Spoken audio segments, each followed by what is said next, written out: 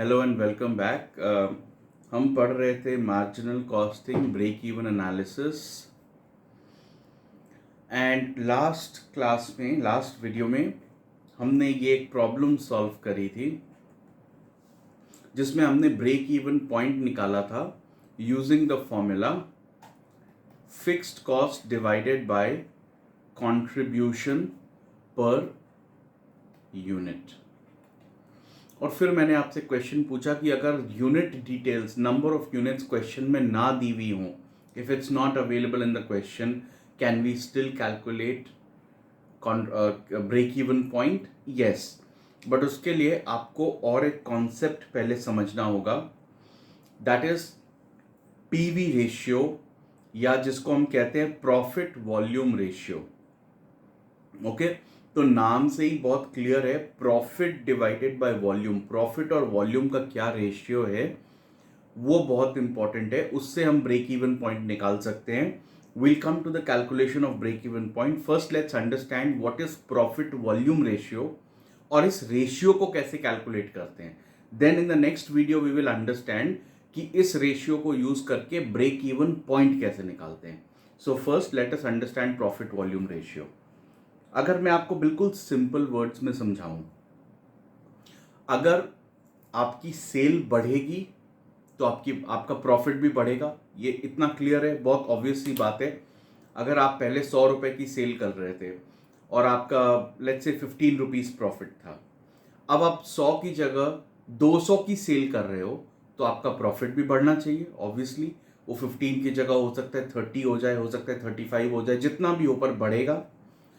तो जब सेल 100 रुपए से बढ़ती है, प्रॉफिट कितने से बढ़ता है, इसका ratio is called PV ratio. Let's understand this, थोड़ा नंबर्स डाल के एग्जाम्पल से समझते हैं। एक सिंपल सा एग्जाम्पल यहां पर लिया है। आप सेल करते हो, लेट्स से आप अभी 100 यूनिट्स, जो भी आप प्रोडक्ट बनाते हैं, right now you are selling 100 units of that product. एक यूनिट का दाम है, सेलिंग प्राइस है 100 रुपीज। Okay, clear? नाउ उसका variable cost, only variable cost, raw material, labour etcetera, ये हम डिटेल में पहले पढ़ चुके हैं। सो उसका वेरिएबल कॉस्ट इज 30 रुपीज, यानी आपकी सेल हुई 10,000 और उसको बनाने में लगे 3,000। सेल्स माइनस वेरिएबल कॉस्ट जो फिगर आता है उसको हम कहते हैं contribution. This is how much the product is contributing to profit. Contribution is 7,000 rupees. 7,000 को आप नंबर ऑफ यूनिट्स यानी 100 से डिवाइड कर दीजिए, so per unit contribution is 70 rupees. Okay, इसके बाद हम फिक्स्ड कॉस्ट निकालेंगे। अब fixed cost number of units पे डिपेंड नहीं करता है। फिक्स्ड कॉस्ट फिक्स्ड है फॉर अ सर्टेन पीरियड। आप 100 यूनिट बनाए, 1000 यूनिट बनाए, 0 यूनिट कुछ नहीं बनाए, तो भी ये 2000, it's like a rent of your shop और अ फैक्ट्री। ये तो आपको हर हालत में देना ही है, और अगर ज्यादा यूज करेंगे तो भी ज्यादा नहीं देना है। ये फिक्स्ड है, that is why it is fixed cost. तो आपका टोटल प्रॉफिट हो गया 5,000। इतना समझ में आ गया? Now look at this. Suppose इस लेवल पर आप एक यूनिट एक्स्ट्रा बढ़ा रहे हैं, मैं सिर्फ एक यूनिट इंक्रीज कर रहा हूं। Instead of making 100 units, now I am making 101 units. मैंने प्रोडक्शन को एक यूनिट से बढ़ा दिया। मेरी सेल कितने से बढ़ेगी? Because the selling price per unit will remain the same, obviously per unit selling price है। 100 रुपए का बिकता था, अभी भी जो 101st यूनिट बनाया है वो भी 100 रुपए का ही बिकेगा। तो 10,100 हो जाएगी मेरी selling price. Okay, variable cost कितना होगा? Now see, always remember, per unit selling price will not change, पर unit variable cost will not change. आगे जाके हम कुछ ऐसे क्वेश्चंस करेंगे जहां स्पेसिफिकली आपको क्वेश्चन में पूछा गया है कि अगर सेलिंग प्राइस इतने से बढ़ जाए, अगर वेरिएबल कॉस्ट इतने से कम हो जाए तो ब्रेक इवन कितना होगा, पीवी रेशियो कितना होगा। वो क्वेश्चंस अलग हैं। अगर क्वेश्चन में ऐसा कुछ नहीं बोला है, हम ऑलवेज अज्यूम करते हैं कि पर unit variable cost remains the same. आपको एक यूनिट में जितना मटेरियल लेबर चाहिए था और उसकी जो वैल्यू थी अगले यूनिट में भी उतना ही रहेगा, वो चेंज नहीं होगा. पर unit variable cost is same. So 30 into now 101. So that will be 3030 rupees. पहले 3000 था, अब और एक यूनिट का वेरिएबल कॉस्ट 30 रुपीज उसमें जुड़ गया, 3030 रुपए. तो आपका कंट्रीब्यूशन आ जाएगा 7070 minus the fixed cost and your profit is 5070. Okay, so if I ask you what is the PV ratio, ये एक यूनिट एक्स्ट्रा बनाने से आपका सेल कितने से इंक्रीज हुआ? Your sale went from 10,000 to 10,100. So increase sales नहीं, increase in sales. Increase in sales is how much? 100. Okay, that is your increase in volume. यहां पर प्रॉफिट डिवाइडेड बाय वॉल्यूम है ना, तो ये volume is sales. Okay, revenue और volume और sales.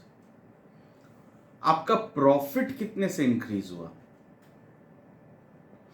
जो पहले 5,000 था, अब 5,070 रुपए, 5,070 रुपीज हो गया. So increase in profit is how much? 70. What is the PV ratio? Increase in profit 70 divided by 100, so it is 0.7. और इसका मतलब क्या है?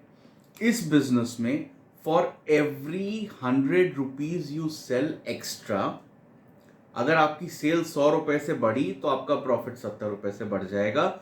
Your profit volume ratio is 70. Okay, I hope this is clear. कैसे निकालना है? कोई भी दो लेवल अगर दिया हुआ हो सेल्स का, it might not necessarily be 101st unit. अगर ये 100 यूनिट्स और 150 यूनिट्स का डेटा होता तो भी same calculation. Increase in profit divided by increase in sales, that gives you the PV ratio. Very important ratio. ये ऑलमोस्ट हर क्वेश्चन में आपसे पूछा जाएगा. And it will also be used to calculate the break-even sales. It will be used to calculate the target profit and many other things जो हम step by step सीखेंगे. Okay? But ये बहुत important है. अगर आपको ये नहीं आता है तो आप इस चैप्टर के क्वेश्चंस नहीं कर पाएंगे. अब मैं आपको एक चीज और यहाँ पे जल्दी से बता देता हूँ. देखिए, आप 100 यूनिट्स बेच रहे थे और आपने एक यूनिट और प्रोडक्शन बढ़ाया, 101 कर दिया. या आप 1000 यूनिट बेच रहे थे और आपने एक और बढ़ाया, प्रोडक्शन 1001 कर दिया. Does not matter. But always always always जब भी आप प्रोडक्शन बढ़ाएंगे, आपका प्रॉफिट कितने से बढ़ेगा? ये एक यूनिट बढ़ाने के कारण आपका रेवेन्यू या सेल्स बढ़ गया बाय 100 रुपीज. ठीक है, और आपकी कॉस्ट भी बढ़ जाएगी. बट कौन सी कॉस्ट बढ़ेगी? फिक्स्ड कॉस्ट बढ़ेगी? नहीं. फिक्स्ड कॉस्ट को हम फिक्स्ड इसीलिए कहते हैं कि it remains constant, it will not increase. But variable cost बढ़ेगी? Yes. Per unit variable cost will remain same, total variable cost will increase.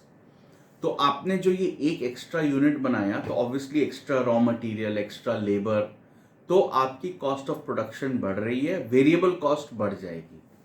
ठीक है. पर unit variable cost will increase, तो दैट इज 30 रुपीज. इसमें से minus कर दीजिए, आपके पास कितना बचेगा? 70 रुपीज. हमने कैलकुलेट किया ना, increase in profit is 70 rupees and that is nothing but the contribution per unit. Are you getting my point? जब भी आप कुछ बेचते हैं, सेल्स माइनस उस चीज को बनाने का खर्चा, variable cost is your contribution. Fixed cost बढ़ता नहीं है, तो every additional unit you sell, जितना कंट्रीब्यूशन है वो पूरा का पूरा आपका प्रॉफिट बन जाता है. फिक्स कॉस्ट तो मैं ऑलरेडी पे कर चुका हूं. अब मैं जो भी बेच रहा हूं वो पूरा का पूरा, ये 70 रुपए पूरा का पूरा मेरा प्रॉफिट बन गया. आपने देखा अभी. तो in that situation I can also say that किसी भी बिजनेस में आप ये कैलकुलेट कर लीजिए कि सेल्स कितना है, कंट्रीब्यूशन कितना है per unit. Per unit sales और कंट्रीब्यूशन में क्या रेशियो है, या टोटल लेवल पर भी इसको कर सकते हैं, आंसर सेम ही आएगा। पर यूनिट कैलकुलेशन थोड़ा आसान हो जाएगा।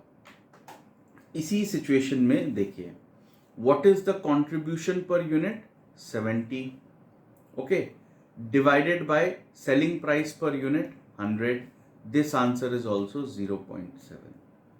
सो आपको मतलब sales increase in profit divided by increase in sales, उसमें 2 बार माइनस करना पड़ता है, 1 बार डिवाइड करना पड़ता है। वो करने की जगह आप simply contribution divided by selling price कर लीजिए, आंसर वही आएगा। इसका रेशियो का नाम कंट्रीब्यूशन वॉल्यूम रेशियो नहीं है, प्रॉफिट वॉल्यूम रेशियो ही है, लेकिन क्योंकि every time you sell 1 more unit, जितना कंट्रीब्यूशन होता है उतने से ही प्रॉफिट बढ़ता है। Therefore, you can calculate it in 2 ways: increase in profit divided by increase in sales, or you can simply calculate it by contribution divided by sales, contribution per unit divided by selling price per unit। 3 तरीके हैं, आप किसी भी तरीके से निकाल सकते हैं, right? I hope it is clear. अगर नहीं है तो प्लीज पॉज दिस, रिवाइंड, ये पार्ट आप अच्छे से क्लियर कर लीजिए, उसके बाद ही आगे बढ़िए। ये पीवी रेशियो इस चैप्टर का one of the most important ratios है। So if it is clear, move ahead.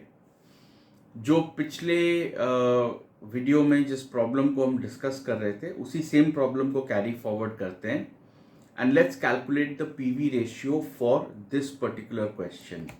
Now मैंने आपको बताया 3 तरीके हो सकते हैं कैलकुलेट करने के। पहला तरीका, very simply, increase in profit divided by increase in sales. तो अगर आप पहले 10,000 यूनिट बना रहे थे, 1 लाख आपकी प्राइस थी, अगर आप कोई भी लेवल ले लीजिए, डजंट मैटर, सपोज आपने प्रॉफिट को इंक्रीज कर, सॉरी, सेल्स को इंक्रीज कर दिया बाय 50,000 रुपीज। तो पहले आप 1 लाख सेल कर रहे थे, now you are selling 1,50,000। So how much is the increase in sales? Denominator 50,000। As a result of this, how much did your profit increase? Initially, you were making a profit of 15,000. Now you are making a profit of 45,000. So increase in profit is 45 minus 15. That is 30,000. If you do the maths, if you cancel this out, 3 divided by 5, your answer will be is equal to 0.6. Your PV ratio is 0.6. अगर आप दूसरे तरीके से करें, which is nothing but contribution divided by sales, let's see क्या answer आता है। This level of production, what is contribution? 60,000. What is sales? 1 lakh. So contribution by sales, 60,000 divided by 1 lakh. You will get the same answer, no? 0.6. This level of production, what is the contribution? 90,000. Divided by what is the sales? 1,50,000. You will get the same answer, 0.6. Okay? Third method, you can do per unit contribution divided by selling price per unit. ये सबसे आसान है because division इसमें और भी simple हो जाएगी. What is the per unit contribution? 6 divided by per unit selling price 10 is equal to 0.6. Very simple, very easy. Now आप इस लेवल पर करें या इस लेवल पर करें, पर यूनिट तो चेंज नहीं होता, पर यूनिट तो सेम ही रहता है, right? The total amount will change, but per unit selling price, per unit variable cost is not changing. Unless question में specifically बोला हो, that is a different situation. Next year the variable cost will change or the selling price will change. Those are different questions. वो बाद में करेंगे. But unless वो situation हो, आपकी variable cost per unit, selling price और variable cost change नहीं होती.